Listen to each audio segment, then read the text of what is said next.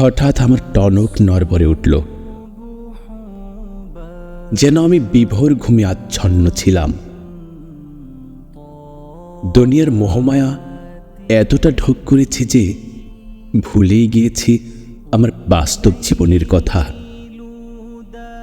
আমি ভুলে গেছি ধ্রুব সত্য জীবনের কথা, যে জীবনের মরণ হয় না। শত সহস্র অযুত লক্ষ নিযুত কোটি কোটি শতাব্দী অমর হয়ে রব। সেদিনও হুঁশ হয়নি।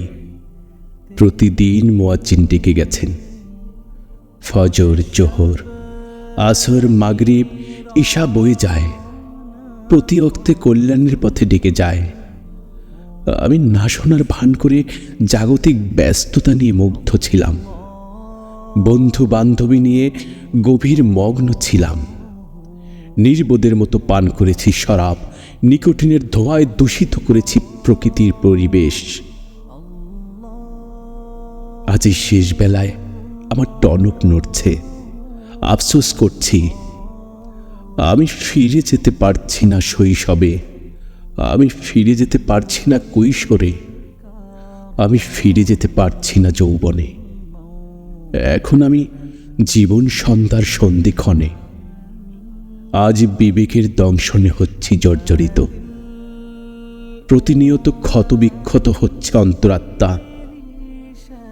সর্ব অপরাধে জরাচীর্ণ নির্জীব দেহ। আমাকে চলে যেতে হবে অপরাধীর বেশে, চলে যেতে হবে সেই আপন নীরে। এই বিশাল পৃথিবী থেকে মায়ার বাঁধন ছিন্ন করে আমাকে চলে যেতে হবে আধার কুটিরে। প্রখর ব্যথাবিদ ঘুটে অবসন্ন হৃদয় ঠোঁটে জানি না কি আছে মোর ললাটে। চন্দ্র সূর্য সবই যেন আজ খোলাটে।